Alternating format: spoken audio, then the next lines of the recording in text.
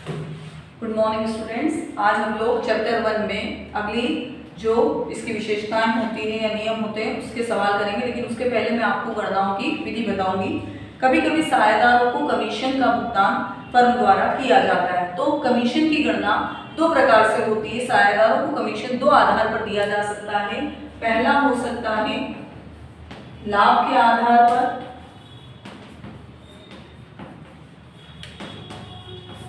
और दूसरा हो सकता है बिक्री के आधार पर।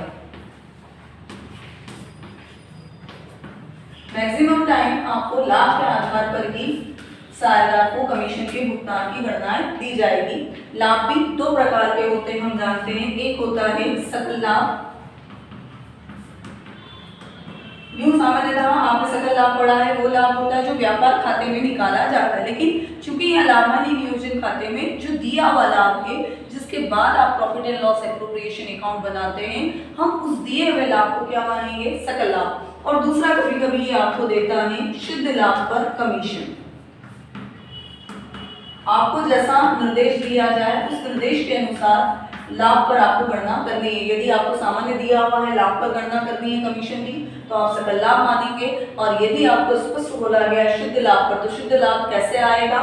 तो शुद्ध लाभ बराबर होता है क्रेडिट का योग माइनस डेबिट का योग। आपने खाता बनाना है प्रॉफिट एंड लॉस एप्रोप्रिएशन, उसमें कमीशन के पूर्व के समस्त समायोजन करने के बाद क्रेडिट पक्ष का योग लगाएंगे, उसमें से डेबिट पक्ष का योग माइनस करेंगे, तो आपको क्या मिलेगा? शुद्ध लाभ। उस शुद्ध लाभ पर आपको कमीशन की गणना करनी है। कमीशन की गणना में ये और भी ट्विस्ट डाल सकता है, आपको जैसे निर्देश हो वैसे चलना है। कभी कभी कह देता है कमीशन लगाने के पूर्व के लाभ पर। आपको याद होगा मैंने पिछली बार आपको अंतिम खाते बनाते समय भी वहां पर मैनेजर का कमीशन बताया था, सकल लाभ पर, पूर्व के सकल लाभ पर और बाद के सकल लाभ पर। तो वैसे ही यहाँ पर साझेदार का कमीशन भी पूर्व के लाभ पर या बाद के लाभ पर दिया जा सकता है। लाभ के लिए मैं स्पष्ट कर दूं, जैसा शब्द बोले सकल लाभ या शुद्ध लाभ, वैसे आपको गणना करनी है। मैं दो सूत्र लिख रही हूँ कमीशन की गणना के, इसकी मैं पीडीएफ भेजूंगी, जो पीडीएफ आपको कॉपी में नोट कर लेना है। फिलहाल मैं आपको समझा रही हूँ कमीशन किस प्रकार से निकाल सकते हैं। पहली विधि, यदि कमीशन पूर्व के लाभ पर गणना करता हूं या देय हो, जैसा आपको निर्देश दिया हो, तो आपका सूत्र बनेगा कमीशन बराबर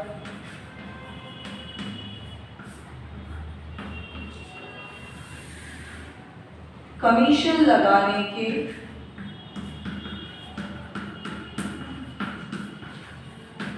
पूर्व का लाभ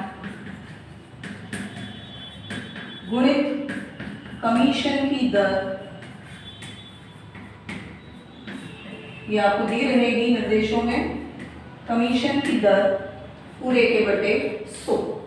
पूर्व का लाभ है आपने जहां तक आपकी गणना करी है। अब यहाँ पर लाभ से अर्थ क्या है? या तो सकल लाभ या शुद्ध लाभ, जैसा निर्देश हो उस लाभ पर आपको यहाँ पर सीधा कमीशन निकाल देना है। यहाँ पर टर्न एंड ट्विस्टिंग ये सिंपल सा रहेगा, दर दी हुई है, दर के आधार पर निकालना है, इसके बटे में प्रतिशत का 100 आएगा। दूसरी दशा आपको ध्यान रखनी है, कभी कभी आपको इसके अलावा कैसे दिया जा सकता है, यदि कमीशन लगाने के बाद के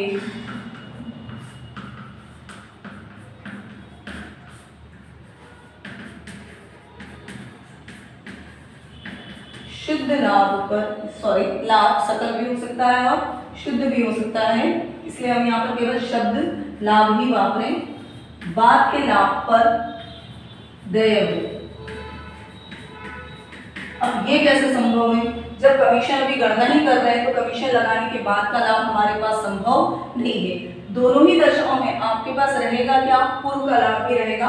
हम अपने सूत्र में कमीशन के अनुरूप परिवर्तन कर लेंगे, तो सूत्र यहाँ बन जाएगा कमीशन बराबर कमीशन लगाने के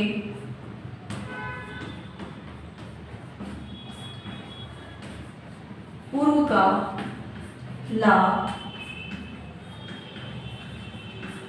गुणित कमीशन की दर बटे, अभी तक तो सूत्र ऊपर जैसा ही दिख रहा है हमें, बटे 100 धन कमीशन की दर। ऐसा हमने परिवर्तन क्यों किया? क्योंकि ऊपर के लाभ में ये जो लाभ दिया हुआ है हमारे पास, इस लाभ में कमीशन शामिल है, तो हमने अपने सूत्र में परिवर्तन करके इस प्रतिशत में भी कमीशन की दर को क्या कर दिया? शामिल। तो लाभ के बटे में क्या आ गया? कमीशन सहित लाभ के बटे कमीशन सहित क्या आ गया? आपका प्रतिशत आ गया। इस सूत्र में और इस सूत्र में यही एक अंतर आपको ध्यान रखना है। पूर्व का लाभ हो तो बटे में 100 और बाद का लाभ यदि आपको निर्देशों में बोला गया है तो 100 धन कमीशन की दर। इस पूरी गणना की मैं पीडीएफ आपको भेज रही हूँ, जिसे नोट करना है, समझना है।